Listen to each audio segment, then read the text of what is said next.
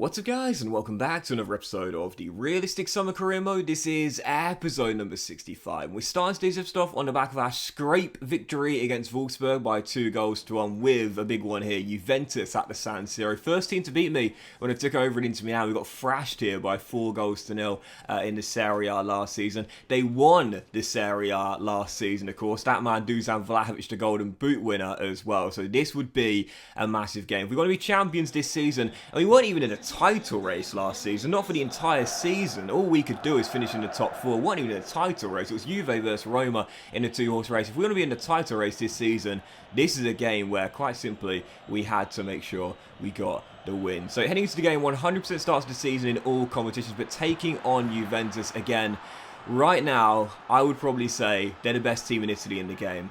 Now, heading into this game, I'm going to talk about the Serie A in today's episode a little bit. Now, obviously, to start the season off, it's Napoli, Inter and Roma at this point in time right now, as I'm recording the commentary, that have won their first two games, and they're the 100% teams in the division right now. But Juventus in the game, they won the title last season, and I would say right now, despite the team we've assembled, despite how strong it is, 5-star, we talked at length in the last episode how we've created an identity for this team. We've got a really strong Italian core, very young side as well. I would still say, you look at Juve's team with a high potential De Vrij, with a high potential Vlahovic up top leading their line as well. Just a top team altogether, really. I would still say they have the best team in Italy right now. And heading into this game, I have to say, I felt it. Do you know what I mean? I felt it. You know those games of FIFA where, like, you just feel like the difficulty's been increased from ultimate to super ultimate, if that makes sense. This was one of those games. We were trailing by a goal at the break after the American Weston McKennie made it 1-0. We'd had our chances. Szczesny made a couple of great saves though, and we were still down by a goal. And 10 minutes after the restart, after Moise Kean was hobbling, interplayed on, Rolando Mandragora cut to the cross, and Armando Broja makes it 2-0 Juventus. And if there was ever any doubt pre-game, it was answered in this game here. This is the best team in Italy right now in the save. And despite all the money we spent, over 700 million in two transfer windows, we are still not as good as this Juventus side. Later, 61 minutes in, a chance to make it 3. Broja's shot well blocked, still down by 2 though. And as Vlahovic makes it 3, the former Fiorentina forward absolutely embarrassed me by making it 3-0 Juve, and I was just all at sea in this game defensively. Vlahovic is unbelievable, man. He is like the complete forward. He's tall, he's strong, and his finishing ability in this year's FIFA is like second to none, man. He is so lethal. Down by 3-0. After that, I made a couple of changes. Thought I'd take off Keane, who was hobbling a little bit, and as you'll see here, 65 minutes in, we did see, as Molina whipped one into the middle, Gianluca Scamacca did get his first goal for the club with his second touch since coming on. The only other touch was taking the kickoff, but Scamacca's first goal comes with his head. Shock horror at 6'4". He did that with West Ham as well, didn't he, in the qualifier? That was like it was a cornet to Scamacca for his first goal. This was Molina to Scamacca across to the middle, and he beat his man in the air. Scamacca makes it 3-1, but it was nothing other than a consolation goal. Juve, who were leading by 3, weren't going to let that slip. They lost a clean sheet, but they won the game reasonably comfortably. Dominated possession, higher XG. Vlahovic around the show once again, 90 rated now, and Juve once again won the title last season and reiterated they are the best team in Italy right now. Yep. And it's difficult as well because obviously, it's Chiesa got the injury in the last game, not Keane. But it's difficult as well because like we spent over again 700 mil in these last two transfer windows. But Juve are just so good, man. I mean, they really are. And it's interesting in Italy and the Serie A now as well. You know, one of the reasons why the Serie A, I think, is gaining so much reputation now. I mean, it was never a league that didn't have any reputation, but like I think over the past couple of years, the Serie A has kind of become, I think for a lot of people, their second favourite league in Europe, if not third behind La Liga. I think a lot of people, obviously especially English football fans, would say the Premier League is their favourite league, especially in England. But I find that most people nowadays, and the friends that I talk to as well, they seem to think that the Serie A has now become the second top league in the top 5, either just clear of La Liga, or you flip that round, so it'll be, you know, the Premier League and then the Serie A, and then La Liga, or the other way around, Premier League, La Liga, and then Serie A. But I think the Serie A recently has really become a much more enjoyable league to watch, and I think one of the main reasons why is because, well, Juve are the best team in Italy in the Serie A, but their dominance is over in the Serie A. Now, Juventus, since coming back to the Serie A, obviously won 9 titles in a row. And here's what I think about this sort of stuff, man. Like, dominance is great. I love watching teams dominate. I love watching dynasties get formed. It's really, really cool. Don't get me wrong. When you see a side have such a stronghold domestically as well, it's really cool to see it, and it's really it's interesting to see how long they can keep it going for, how long they can prolong their dominance. But it does come at a cost. It comes at a cost of competitiveness, and I think when that happens, it starts to kind of diminish the success, if you will, because there's not what you call a viable competitor for the long term and year after year. So in Ligue 1, for example, now don't get me wrong, you know, a couple of years ago we saw Lille win Ligue 1, but that was regarded as a shock. And then a few years before, Monaco won Ligue 1, but again, that was regarded as a bit of a shock of Scamacca in this game. I know what I'm going to do when I start Scamacca from now on.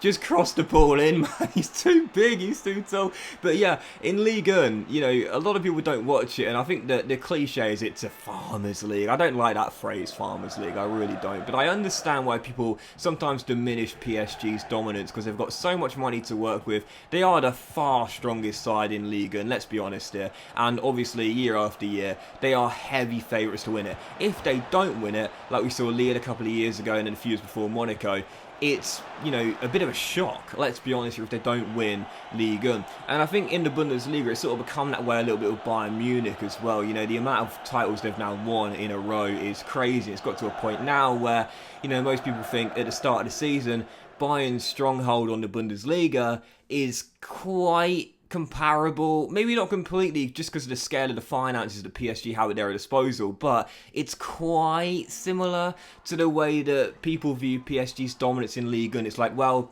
it's, you know, it's impressive. You still got to do it. You can only beat what's in front of you. You still got to do it, but it's kind of diminished a little bit in a lot of people's eyes because of the fact it's a shock if they don't win a game, let alone win the title. So I think in the Serie A, the reason why recently it's become a lot more of an enjoyable league is because at the start of the season, no longer are Juventus considered massive, firm, overwhelming favourites to win the Serie A. They had 9 in a row from, I think it was a 2011 or 2012 season, 9 Serie A titles in a row.